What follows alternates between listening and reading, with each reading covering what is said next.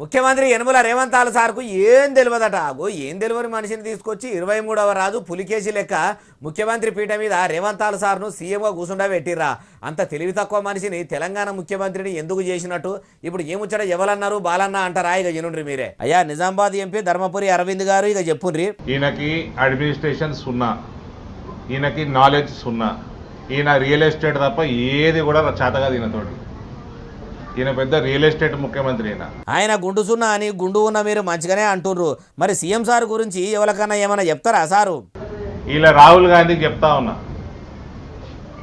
నీకు కమిషన్ లేకపోతే ఇది అమ్ముకుని 40,000 కోట్లు ఏదైతే వస్తాయో అందులో నీకు పర్సంటేజ్ లేకపోతే నువ్వు ఇమీడియట్గా రేవంత్ రెడ్డిని ఆపమను.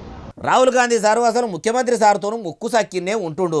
మాట్లాడేందుకు టైమే ఇస్తలేడు అని అందరూ అనుకుంటుంటే మీరు సీదా ఆపమని చెప్తే ఆపుతాడంటారా? సార్ కనీసం మీ మాట అన్నయ్యని సోనియా గాంధీ మేడం పుత్రరత్నం ఆపితే బాగుండు. ఎందుకంటే 400 ఎకరాలు నాశనం చేసుడు కాంగ్రెస్ నాశనగానాలకే వచ్చేటట్టున్నది.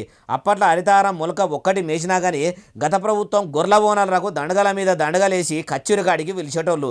ఇప్పుడు అడవులను కాపాడాలి, పర్యావరణాన్ని పరిరక్షించాలని పర్యావరణం మంత్రి కొండా సురేఖ మేడం చెప్తుంది. మరి ఇప్పుడు ఏం కమాయి చేస్తున్నట్టు?